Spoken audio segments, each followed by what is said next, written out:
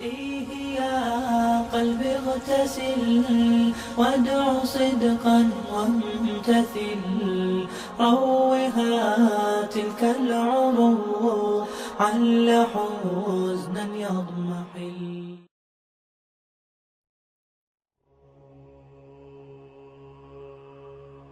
Смерть. Ты напоминаешь о себе каждый день. Я слышу про тебя от родных и друзей, которые хоронят своих близких. Я вижу твои лики в репортажах, которые транслируют войны, катастрофы, болезни и голод. Я безысходно смотрю, как с тобой уходят те, кто так дорог и близок мне. Смерть. Ты стала неотъемлемой частью моей жизни. Жизни, которую ты заберешь у меня в назначенный час. Ведь ты та единственная, которая никогда не опаздывает на свидание. Ведь ты та, которой нет разницы, беден я или богат, слаб или силен, болен или здоров, глуп или умен. Ведь только ты готова принять меня таким, каков я есть. Смерть. Ты показала мне, что разница между богатыми и бедными лишь в стоимости надгробного камня, а тех, кто надменно блещет своей красотой, пожирают те же черви, что и простых смертных.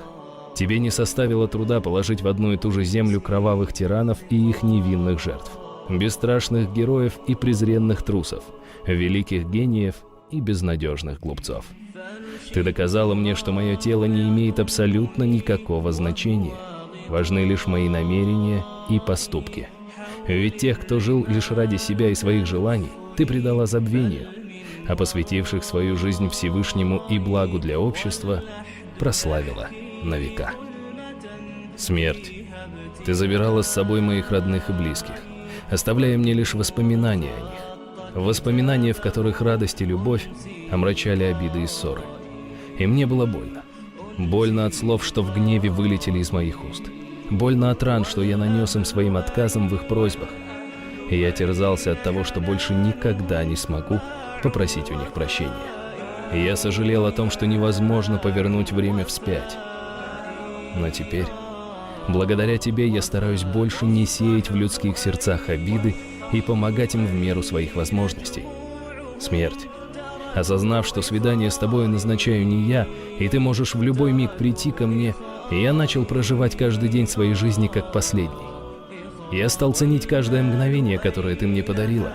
Я начал стараться не тратить впустую срок, отведенный мне Всевышним, на дела, которые не принесут мне пользы ни в этом мире, ни в мире вечном.